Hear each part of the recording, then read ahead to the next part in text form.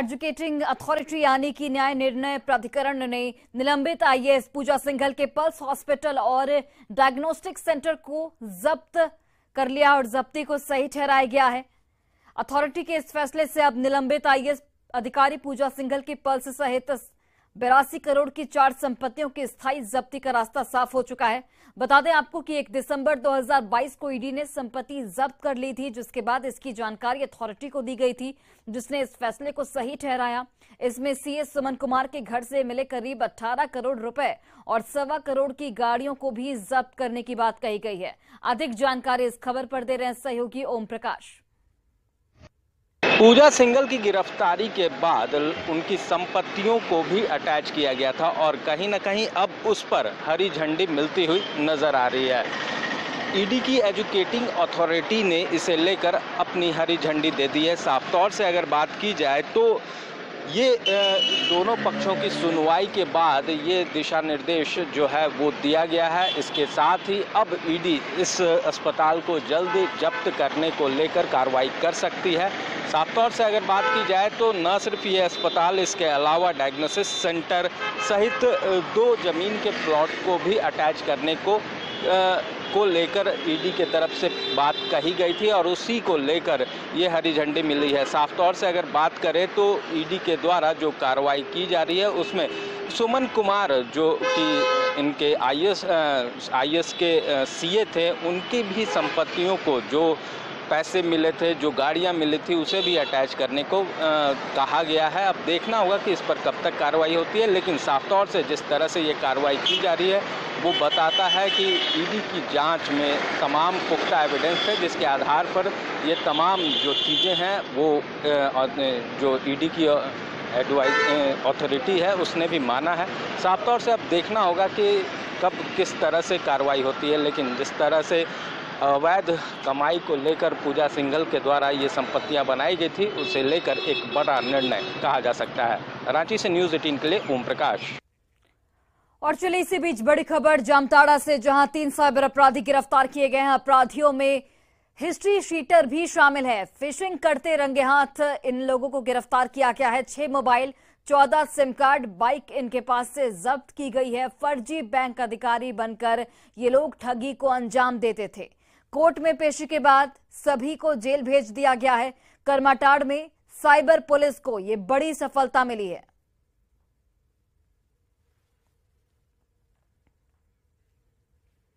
और जमीन फर्जीवाड़ा के मामले में गिरफ्तार निलंबित आईएएस छवि रंजन के रिमांड का आज 5वां दिन है। जमीन से जुड़े मामले में ईडी की ओर से आज भी पूछताछ का सिलसिला जारी रहेगा। हालांकि अब तक की पूछताछ में कोई खास जानकारी ईडी के अधिकारियों को नहीं मिली है। हालांकि ईडी जमीन से जुड़े मामले में शामिल अन्य लोगों की भी तलाश में जुटी हुई है और इसी कड़ी में समन जारी कर लोगों को बुलाया जा रहा है और उनसे पूछताछ कर जानकारी भी हासिल की जा रही है। आज भी 3 लोगों को ईडी ने दफ्तर बुलाया है, जिनसे पूछताछ होनी है। पूछताछ होने वालों में आज प्रमोद दास, प्रेरणा सोनी और हरिशंकर शामिल हैं। अधिक जानकारी दे रहे हैं सहयोगी ओम प्रकाश। जमीन फर्जीवाड़े मामले में गिरफ्तार छवि रंजन को ईडी ने रिमांड पर रखा है और रिमांड अवधि में आज 5वें दिन उनसे पूछताछ होगी। बता दें कि ईडी को 6 दिनों की रिमांड की मंजूरी मिली थी, जिसमें कि 4 दिनों तक पूछताछ की जा चुकी है। आज 5वां दिन है जब छवि रंजन से ईडी के अधिकारी पूछताछ करेंगे और वहीं पर इस जमीन के नेक्सस को खंगालने की कोशिश करेंगे। अब तक हुई पूछताछ में जो जानकारियां सामने आ रही है उसके अनुसार छवि रंजन से कोई अहम जो जानकारियां हैं वो नहीं मिल पा रही है। उनका रवैया जो है वो सहयोगात्मक नहीं है। कई सवालों के जवाब उनके द्वारा नहीं दिए जा रहे हैं, जो कहीं ना कहीं इस जो पूछताछ है और जो जांच है वो प्रभावित हो रही है। वहीं अगर बात की जाए तो जमीन से जुड़े मामले में लगातार ईडी के द्वारा पूछताछ का सिलसिला जारी है। कई लोगों से पूछताछ की गई है और इसी में जो सेना की ज़मीन से जुड़े हुए मामले के जो मूल रैयत हैं उनसे भी पूछताछ की गई। हालांकि इस मामले में जो फर्जी दस्तावेज के आधार पर ज़मीन की खरीद बिक्री की गई थी उसे लेकर दिलीप घोष का नाम आया था। दिलीप घोष को ईडी ने बुलाया था, लेकिन वो ईडी के दफ्तर नहीं पहुंचे। अब देखना होगा वो कब तक पहुंचते हैं। तो वहीं आज बात की जाए तो अन्य 3 लोग हैं जिनसे आज ज़मीन से संबंधित मामले में पूछताछ की जाएगी। अब इस पूरे मामले में कई अहम खुलासे भी हो सकते हैं, क्योंकि इसमें कुछ और सफ़ेद पोश लोगों के नाम भी आ रहे हैं और ईडी उनकी भी जांच कर रही है। देखना होगा कि इस पूरे मामले में ईडी क्या कुछ आने वाले दिनों में कदम उठाती है और उसका अगला स्टेप क्या हो पाता है। रांची से न्यूज़ 18 के लिए ओम प्रकाश। और वही देखिए, बोकारो में कसमार प्रखंड की सेवाती घाटी में अंतर्राज्यीय सीमा को लेकर जारी विवाद झारखंड और बंगाल के लिए सिर दर्द बन चुका है। वन विभाग की मापी में अंतर्राज्यीय सीमा का निर्धारण नहीं किया गया है। वहीं मापी के दौरान कई तरह के पेंच सामने आए हैं। दरअसल झारखंड सीमा से हुई मापी के दौरान सीमा को लेकर जो केंद्र निर्धारित हुआ, उसका मिलान बंगाल क्षेत्र से हुई मापी के दौरान नहीं हो सका। मामला उस समय और उलझ गया जब बंगाल के वनकर्मियों और अमीन ने एक चेन को आधा चेन के रूप में मापना शुरू किया। इलाके के लोगों ने सेवाती झरना को झारखंड और बंगाल की सीमा पर बताया है। साथ ही किसी भी कीमत पर अपनी जमीन और संस्कृति बंगाल को नहीं देने की बात कही है। जमीन है, हमारा जमीन पर काम करने के लिए आपको नहीं देंगे। उस टाइम कहाँ लोग सोया था? बंगाल का पुलिस, फॉरेस्ट रेंजर जो भी था। ये मैं कहना चाहता हूँ, थानी जमीन तो छीनने का काम कर रहा है, वर्तमान में छीनने का काम कर रहा है, हमारा संपत्ति लोग छीनने का काम कर रहा है। तो हम इसे बाधित करेंगे ही, लड़ाई भी हो सकता है, लेकिन छोड़ने वाला नहीं है। ग्रामीण का ही मतलब है कि देखिए, पहले से हम लोग जानते थे और अचानक इन लोग एक बार जो हो रहा है तो ग्रामीण को तो मन में कष्ट है, गुस्सा कष्ट तो जरूर है। गुस्साया हुआ है कि नहीं? कैसे नहीं, गुस्सा एकदम है। और वे देखिए, जमशेदपुर के एमजीएम अस्पताल में इलाज के दौरान न्यू सीताराम डेरा निवासी महावीर पांडे की मौत हो गई थी। इलाज में लापरवाही से मौत का आरोप लगाते हुए मृतक के परिजनों ने अस्पताल में जमकर बवाल किया। साथ ही आरोपी डॉक्टर और नर्स पर कानूनी कार्रवाई की मांग की। वहीं बिना कानूनी कार्रवाई के शव उठाने से इनकार कर दिया।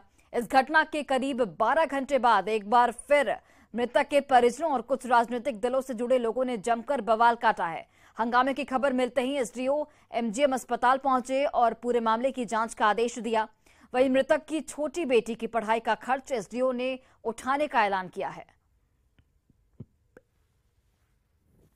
इस बार जो जांच कमेटी बैठेगी, वो जांच कमेटी को पुनः बढ़िया से जांच करते हुए जो भी दोषी है उस पर कार्रवाई होनी चाहिए।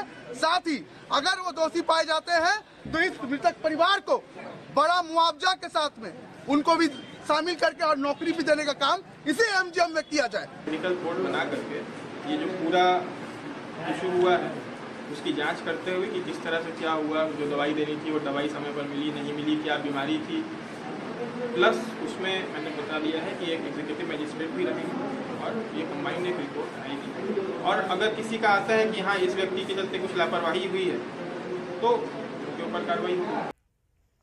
और वही गिरिडीह में सरिया प्रखंड के जरहा गांव में बीती देर रात हाथियों के झुंड ने जमकर उत्पात मचाया। इस दौरान लगभग 4 एकड़ में लगे फसल को पैरों से रौंदकर तहस नहस कर दिया गया, जिससे किसान विनोद सिंह की लाखों का नुकसान हुआ है। देर रात करीब 6 की संख्या में हाथियों का झुंड पहुंचा और खेत में लगे तरबूज, टमाटर, भिंडी, खीरा सहित अन्य फसलों को खाने के साथ ही रौंदकर बर्बाद कर दिया। वहीं सिंचाई के लिए लगी पंपिंग सेट को भी नुकसान पहुंचाया गया हाथियों की ओर से।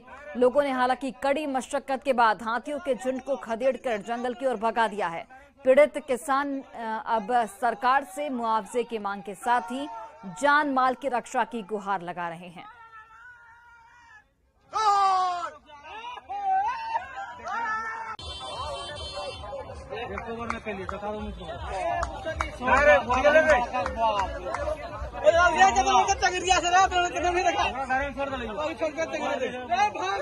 बहुत ज्यादा नुकसान कर दिया। ये सफर में, इस साल में भी हम लोग कर्ज लिए थे 7 लाख का, 7 लाख का कर्ज लेके खेती किए। किसी तरह सोचे कि कर्ज चुकती करेंगे, मगर कर्ज कहाँ से चुकती होगा? हाथी आके पूरा का पूरा फसल बर्बाद कर दिया। हम लोग कहाँ से क्या करेंगे? अब कर्ज में डूबते जा रहे हैं और ऐसा ही होगा तो फिर बम्बई या दिल्ली भागना पड़ेगा हम लोग को किसानी छोड़ के, नहीं तो यह हाथी प्रभावित क्षेत्र हो गया। साथ ही साथ लाइट की जो व्यवस्था सरकार के द्वारा मिली है वन विभाग को कि जो हाथी प्रभावित क्षेत्र है, जहां से हाथियों का आवागमन है, उस क्षेत्र को सोलर आधारित लाइट लगाया जाए। वो भी वन विभाग के पदाधिकारी अपने ऑफिस में रखे हुए हैं, क्षेत्र में नहीं लगा रहे हैं। और वहीं गिरिडीह में 84 साल की बुजुर्ग हसमुन खातून खुद को जीवित साबित करने के लिए प्रखंड कार्यालय का चक्कर लगाने को मजबूर हैं। तीसरी प्रखंड में सिंघो पंचायत के ककनी गांव की निवासी हैं हसमुन खातून, लेकिन उन्हें सरकारी कागजी में मृत घोषित कर दिया गया है। इस वजह से उनका वृद्धा पेंशन रद्द कर दिया गया है। अब कागजात लेकर हसमुन खातून ब्लॉक ऑफिस का चक्कर लगा रही हैं और खुद को अधिकारियों के सामने जिंदा साबित करने की कोशिश कर रही हैं। हसमुन खातून की गुहार है कि उन्हें जिंदा घोषित किया जाए, साथ ही पेंशन योजना का भी लाभ दिया जाए। वहीं बीडीओ ने मामले में कार्रवाई का भरोसा दिया है। काहे बंद हो गए पेंशन? मर गए के बोल दल के? अब वहाँ का आदमी किया यहाँ से गेला से चेक पे ना तो झूठो कह दल के कि मर गए तो नाम काट साल भर से कटल पेंशन हाँ ने? बेटा यहीं से 2 आदमी गेल हले तो ब्लॉकवा कई बार एलो? हम 2 बार आ गए, अभी तक पेंशन चालू ना होलो? कुछ नहीं चालू होली बाबा। ये सब लागू के मैंने हमारा पंचायत क्षेत्रीय कर्मचारी का लापरवाही से ऐसा हुआ, यानी वो डायरेक्ट लागू से बात नहीं करके किसी थर्ड पर्सन से बात करके ऐसा होता है। इसलिए हमने अभी सख्त निर्देश दिया कि नहीं, वो लागू से स्वयं मिले, किसी थर्ड पर्सन के द्वारा नहीं, तब हम लोग नाम काटेंगे। और सीएम हेमंत सोरेन आज रामगढ़ के पतरातू लेक रिजॉर्ट में बने होटल पर्यटन विहार का उद्घाटन करने वाले हैं। इसके बाद वे डैम के बगल में स्थित उचरेंगा स्कूल मैदान में एक सभा को संबोधित करेंगे। वहीं कई योजनाओं का शिलान्यास करने के साथ ही फोटोग्राफी प्रतियोगिता में सफल प्रतिभागियों के बीच पुरस्कार का वितरण करेंगे। सीएम के कार्यक्रम को लेकर उचरेंगा मैदान में तैयारियां कर ली गई हैं। कई आधुनिक सुविधाओं से युक्त इस होटल को लेक रिजॉर्ट के सबसे ऊंचे स्थान पर बनाया गया है, जहां से लेक रिजॉर्ट और पतरातू वैली के सुंदर नजारे को देखा जा सकता है। अधिक जानकारी दे रहे हैं सहयोगी जावेद खान। इस वक्त मैं मौजूद हूं पतरातू लेक रिजॉर्ट में। आपको बताना चाहेंगे कि 11 मई को गुरुवार के दिन झारखंड के मुख्यमंत्री हेमंत सोरेन पतरातू में बने पर्यटन विहार होटल का उद्घाटन करेंगे। आप देख सकते हैं पहले होटल पर्यटन विहार कितना खूबसूरत बना है। नीचे में आप देख सकते हैं स्विमिंग पूल को और दूसरे नज़ारे यहाँ से दिखते हैं। लेक पूरा यहाँ से दिखाई देता है। यानी कि यह जो बनाया गया पर्यटन विहार होटल काफ़ी सुंदर बनाया गया। लगभग 15 करोड़ के लागत से इस होटल को बनाया गया है। इसमें कुल 20 कमरे हैं। सीधे हम बात कराएंगे यहाँ के मैनेजर से कि बताइए यहाँ पर क्या क्या चीज़, क्या क्या खासियत है और क्या क्या सुविधाएं यहाँ पर दी जाएगी, बताइए। देखिए यहाँ पे आज के डेट में जो फैसिलिटी लोगों को चाहिए, एक होटल में जाने के बाद बच्चों के लिए जो चाहिए वो सारी सुविधा उपलब्ध कराया गया है। इसमें आपको बच्चों के लिए सेपरेट स्विमिंग पूल है, बड़ों के लिए सेपरेट स्विमिंग पूल है, आपको मल्टी किचन रेस्टोरेंट है। रेस्टोरेंट में कितना सीटिंग? 92 सीटर का उसका व्यवस्था है। कमरे कितने इसमें? कमरे इसमें टोटल 20 हैं, जिसमें कि आपको 16 डबल बेडेड हैं और 4 जो हैं वो स्वीट रूम है। इसके बाद आपको मल्टीपर्पज हॉल है, बार अंडर प्रोसेस है और उसके बाद बहुत सारे एक्टिविटी है। जिम है, जिम भी आपको देख सकते हैं, काफी खूबसूरत मल्टी जिम है। अच्छा। उसमें हर तरह के लेडीज जेंट्स का अलग अलग ये है और काफी मतलब ये तो प्रकृति के गोद में है, खूबसूरती का तो कुछ नहीं। सारी सुविधाएं यहाँ मिलेगी। एक गौरव के रूप में है पतरातू के लिए। यहाँ मिलने वाली जो भी सुविधाएं होंगी वो अगर कहा जाए 5 सितारा होटलों में जिस तरह की सुविधाएं लोगों को मिल पाती है, उससे कहीं बेहतर सुविधाओं का यहाँ इंतजाम किया गया है। सबसे बड़ा बात है कमरे से बैठ करके पूरे लेक रिजॉर्ट का यहाँ से आप नज़ारा ले सकते हैं। पतरातू वैली को भी यहाँ से देखा जा सकता है, कैमरे के माध्यम से देख सकते हैं। पतरातू वैली यहाँ से नजर आता है। ऐसे में कहा जा सकता है कि जो होटल पर्यटन विहार बना है काफी खास है, काफी सुंदर है और जब इसका उद्घाटन यहाँ पर मंत्री हेमंत सोरेन करेंगे तब यहाँ पर पर्यटकों के रहने के लिए अलग से व्यवस्था होगी, यानी पर्यटकों को काफी सुविधाएं यहाँ पर मिलेगी।